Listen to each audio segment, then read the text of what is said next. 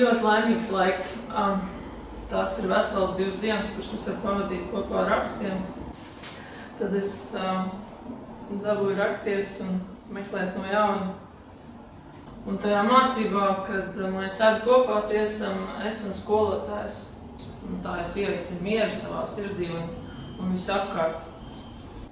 Tā ideja ir tāda, ka skolotājs stāv uz šīs mācības, un skolnieks noliek sevi pie skolotāja kājām, pie šīs mācības, šo vai to problēmu, un pēkšņi viņa atrisinās.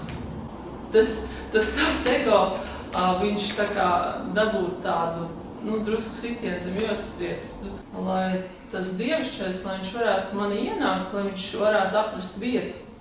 Un tas mazais bezgalīgais nāk no tā lielā bezgalīgā.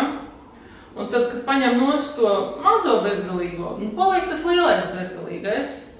Un kas paliek pāri, ir tikai bezgalīgais.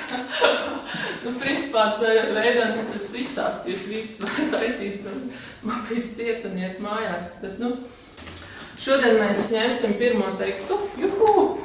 Dzīvu veidu priecājies, miršti, ar to viss beidzās.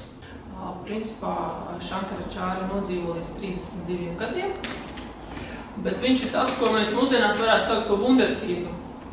Super gudrs, talantīgs, izcili, jā. Aicinātu cilvēku dzīvēs vienmēr ir šī dievišķā iejaukšanās. Un šis komentārs ir tik izcils, kad skolotājs saka, tev draugs te nav ko darīt, kad dodies māci. Tātad šis Swami Chimananda, tās kā mūsdienas Šankaračāri, bet pa lielam neviens nezina. Ir cēlonis, jeb sēkla tam, lai mēs meklētu atbildes, un uz tā fona ir dažādas garīgas mācības.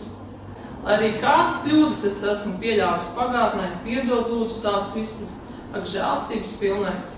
Piedod man, lai es vairs nekad nebūtu nolemts iekrist citā klēpī.